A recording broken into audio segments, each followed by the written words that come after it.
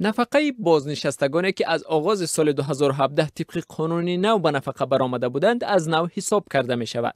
مسئولان آجانسی نفقه میگویند طبق ترتیب نو تمام نفقه‌هایی که بعد از ماه ینوری سال روان حساب شدند از نو باز حسابی شده و تا 20-25% زیاد خواهند شد. بازبینی نفقه‌ها در پی شکایت زیاد نفقه خوران صورت می‌گیرد که ادعا داشتند بعد 25-30 سال کار به آنها نفقه ناچیز تعیین کردند. در سال 2017 در تاجیکستان قانونی نو به اجرا درآمد که ترتیب تعیین نفقه را دیگر کرد. تا سال 2017 معاش 2 سال آخر کارمند حساب و به 120 ماه تقسیم می شد و از روی آن نفقه را تعیین می کردند. اما طبق قانون نو مبلغ هایی که کارمند در طول تمام فعالیتش از معاش به فاند نفقه فرستاده است حسابی شده به 180 ماه تقسیم کرده می شود. در نتیجه نفقه بسیاری از بازنشستگانی که در سال جاری به قانون نو به نفقه برآمدند از پیشینیان کمتر است. گل احمد قاسموف ساکن 64 ساله ولایت سوخت چند ماه است که برای زیاد کردن نفقه‌اش در بدر اداره ها سرسان است. او میگوید با سابقه 43 ساله کاری برای او همگی 217 سامانی نفقه تعیین کردند.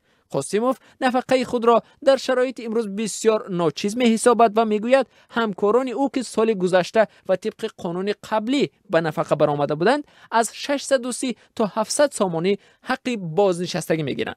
به قبل این هم صحبت ما در ساختارهای نفقه ولایت سوخت به او گفتند که اگر پیش از ماه ینور مراجعت میکرد نفقهش 638 سامانی میشد. بر اساس اصلاحات در قانون نفقه‌های سقورتوی و دولتی تاجیکستان برای معین کردن حجم نفقه شهروند نه حجم میانه معاش 2 و یا 5 سال اخیر او بلکه سهمگذاریش در دوره فعالیت در نظام سقورتوی دولتی به اعتبار گرفته می شود.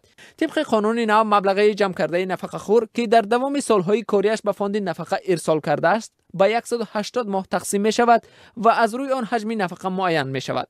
بر اساس قانون تاجیکستان درباره نفقه‌های سقورتوی و دولتی اگر شهروند بعد 15 سال گذشتن از سن نفقه نفوتد پرداخت معاش نفقه ادامه می کند، اما در صورت فوت قبل از 15 سال پرداخت معاش نفقه قطع کرده می شود. این مقررات به خاطر نگاه داشتن توازن در پرداخت نفقه تعیین شده است. فعلا در تاجیکستان زیاد از 660,000 نفر نفقه گیر هستند و حجم میانه نفقه 272 سامانی و یا 30 دلار آمریکایی است. این نشان داد در قلمرو شوروی سابق پسترین می باشد.